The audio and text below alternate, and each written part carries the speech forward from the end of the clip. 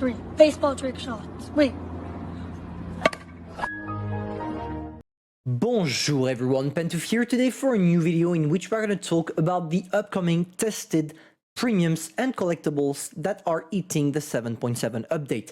As they just hit the 7.7 update, we have access to the statistics, and thanks to Blitzpost, I'm allowed to share them. So there we go. Let's have some juicy leaks prepared for you. We are going to talk about 6 tanks, if I'm not mistaken, between 5 and 6. I don't remember how many of them there are. So I'm going to try to make it as quick as possible. And we start off with the first one, a tier 8 Russian light tank, a premium one, aka the LT432. What do you need to know about that tank? First thing first, even before talking about the tank itself, just look at the profile. It's extremely low profile, which means that this tank is going to have a beast camo and is going to be extremely hard to hit. If you combine that with the fact that it has the best mobility out of all the light tanks we ever saw in this game, and probably the fastest top speed ever in this game, then you're going to be kind of impossible to penetrate because nobody will either see you or be able to catch up with your speed. To combine with that, you have an amazing turn rate on both the turret and the hull, which will allow you to be flexible and circle pretty much everything in this game.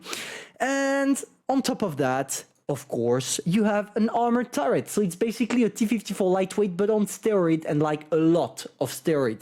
Because with 160 millimeters in the turret, knowing how bouncy that thing seems to be, I think in all down or when you're trying to poke around the corner, etc., people will actually bounce your tank. So you still have armor. So if we combine for the moment, we have mobility and armor. For the rest, let's talk about the gun. But talking about the gun, I'm going to move myself a little bit here so it's easier for you to catch up. Wait. Like this. Damage per minute is average, but you can climb it up a little bit because I want to remind you that those statistics we're talking about are vanilla statistics, so without any equipments, any provisions, etc. Reload time 7.5 seconds. Average penetration kind of sucks, let's say, with the first shell. That's probably how they decided to lower down the statistics of this tank. And also a great alpha damage of 280, so the same we have on the T-54 lightweight. Good gun dispersion, average reload time, or no, bad reload time, let's say, aiming time, not reload time, I'm sorry, and bad gun depression with 5 degrees. So yeah, this tank is going to be extremely good at being light, therefore spotting opponents, but not necessarily the best one when it comes to dealing damage. But overall, I'm expecting that one to be completely broken. Let's continue with the second tank of that list, a tier 6 premium Polish medium tank, the first Polish tank to ever being implemented in World of Tanks Blitz, aka the Poodle. I'm not going to talk too much about that tank because basically we already did on that channel. It's a VK3002M reskin, so it's going to be an extremely good tank at ramming, as you can see, judging by the top speed and the fact that this tank is extremely big. It's made for ramming, you're going to have some fun with it, but for all the other statistics, this tank could be a battle pass tank because it doesn't bring anything new to the game. Turn rate on both the turret and the hull are similar to the VK3002M. Everything is the exact same. The armor profile is the same because it's literally a Panther captured, you know, so nothing to be extremely excited about. I wouldn't be surprised if Wargaming decided to put it maybe in the battle pass of after March, April. Of April. Wouldn't surprise me. Average penetration is the same. Everything's the same, so let's not lose too much time on this one and pass to the last. Let's continue the list of tanks talking about the Skoda T27, the first tier 8 premium medium Czechoslovakian tank being implemented into the game. First thing first, no armor, same as the TVP VTU, and same mobility as the TVP VTU. So I'm not going to bother showing you all the stats you have here. You will just have to pause the video to see it. But globally, let's say that the mobility is fine. No, what I want to focus on is the gun, because that's where things are getting interesting about that tank. DPM is a little bit worse than the one you have on the TVP VTU, which was already bad because on the TVP you have like 2.2k. On this one you have 1.9k, but I want to remind you it's vanilla stat. If you improve it just a little bit and put the right provisions, you can increase it slightly. Magazine reload time, because yes, you have an autoloader, so 17 seconds to reload 3 shells, 1.5 seconds between shells, so a total of 20 seconds to burst all your shells. Average penetration, which is definitely average let's say, nothing really exciting, but nothing really bad either. And knowing you can use calibrated shell, you will be able to do something. Average damage 220, and that's where people are going to be disappointed, because most of you will think, yeah, it's going to have the same gun as the TVP VTU, but put as an autoloader. No. 220, therefore 660 alpha damage for a whole clip. So 20 seconds for 660 alpha damage. So I'm expecting the TVP VTU, the Tech 3 counterpart, to be way better than this one, because with only 660 alpha damage per magazine, you definitely don't have the most frightening bursting abilities the game has seen. To compensate for that, or I should say not to compensate for that, the gun dispersion sucks and the aim time is very long. 8 degrees of gun depression as well. 8 degrees of gun depression is good because it makes you versatile, but I'm not expecting that tank to be good, and once I'm gonna review it, probably that I'm gonna tell you that it sucks. We continue with a tank destroyer, a British tier 8, a premium version of the Tortoise, but one tier below because it's a tier 8, as named as the Turtle Mark 1. Basically, this has the worst, or among the worst mobilities at tier 8. As you can see, 20 kilometers per hour maximum at the front, turn rate horrific. But to compensate for that, you have two things. First, the armor. Look at the front, 152 millimeter, and look at how angled that tank is. So you can really expect that thing to bounce shells. The only thing I'm scared about are those two plates here. It's either they're extremely armored and therefore with the raw armor it's going to be enough for you to bounce shells, or those are weak spots, which is going to make that tank completely pointless, because if you have a lot of armor here but can be penetrated here and here, I don't see the point of having such a tank in the game. But yeah, let's expect, or let's hope I should say, that this tank is going to have a good armor, bad mobility, but take a look at that, guys. Take a look at the gun. 3,000 based DPM vanilla, which means that it's when the tank is not properly equipped, so you can climb it up a little bit. Reload time 6.5 seconds.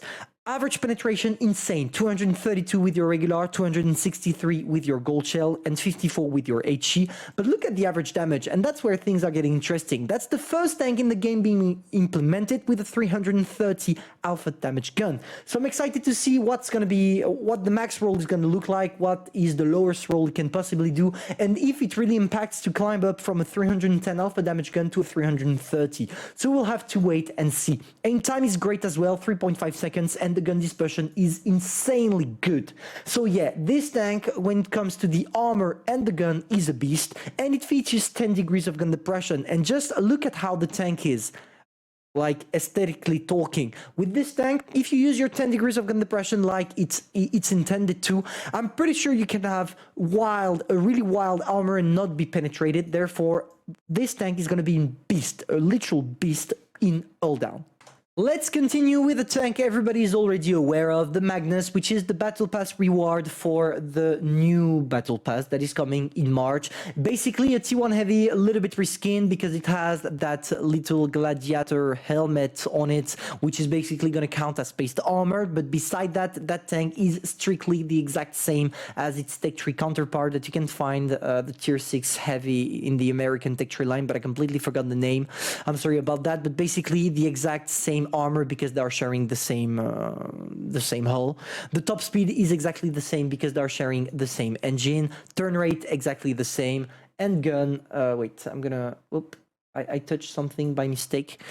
And for the gun, literally the exact same. Look at this, 1.6k DPM, 8.3 seconds of reload, average penetration, which is the same, average damage, that is the same, bad gun accuracy. Nothing to be excited about, let's be honest. Talking about being excited, here guys, here you can be excited. Let me explain to you briefly why. Object 907, tier 10, Russian medium collectible. This is a beast. At least it's a beast in World of Tanks PC. I remember unlocking that tank playing Clan War. It's actually a Clan War reward on World of Tanks PC. I don't know if it's going to be the case in World of Tanks Blitz. Don't mind me. I'm expecting it to come in crates because of how broken it is. But it's basically the perfect balancing between a T62A and a T22 medium, and I'm going to show you why right now. First thing first, let's talk about the top speed. It has among the best top speed when you compare it to other mediums of the same tier, and when you compare it, of course, with the Russian mediums. 60 kilometers per hour, average speed of 41, but don't worry, it's vanilla. When you equip it properly, you will climb up even more. Turn rate of both the hull and the turret are insane. Everything is perfect. But the armor profile, guys, 208 millimeter at the front of the turret, okay? I saw some leaks about the armor profile of that tank, and it seems like that Wargaming intended to nerf it, kind of, or balance it by making it the whole roof here easy to penetrate. I don't know if it's only a rumor or if it's true. If it's true, it would help balancing it, but it's definitely not going to make it a good tank, unfortunately. But for the rest, guys, 208 millimeter on the front of the turret is enough for you to bounce pretty much everything if they shoot at you with regular shells, because it's 208 raw armor. So of course, when you start to angle it, it becomes nearly impossible to penetrate. It's going to be the exact same as the T27 turret, for example. When you take a look at the T27 turret, if you want to penetrate, you got to be a tank destroyer using gold shell and shooting at those area here or here, because if you shoot a little bit too wide here, you're going to bounce, and if you shoot at the bottom here, you're going to bounce as well. So no, this tank is going to be an all-down beast, or at least I'm expecting it to be an all-down beast, because it also has 7 degrees of gun depression, but we're going to talk about that later. Now, one last thing, the frontal armor of the hull. The hull is extremely angled.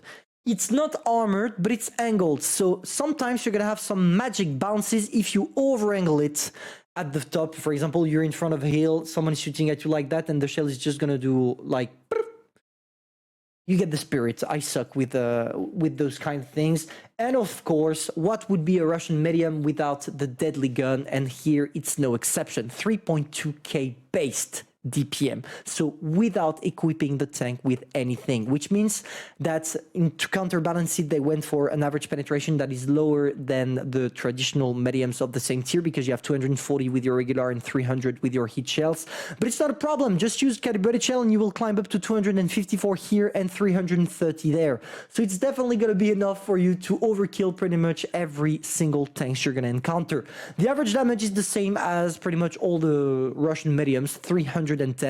And to balance it a little bit more, Wargaming decided to nerf the accuracy compared to other medium tanks like the T27 and the 140, because here you have 0.34 of gun dispersion combined with 4.3 seconds of aiming time, which is quite a lot, but 7 degrees of gun depression, as I told you. So this tank is probably going to be among the most versatile tier 10 Russian medium tanks in this game.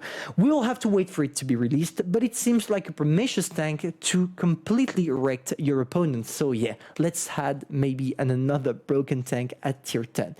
Hope you enjoyed that video. If that's the case and you learned something, feel free to subscribe, like, and share. And I'm gonna see you soon for a new video. Au revoir.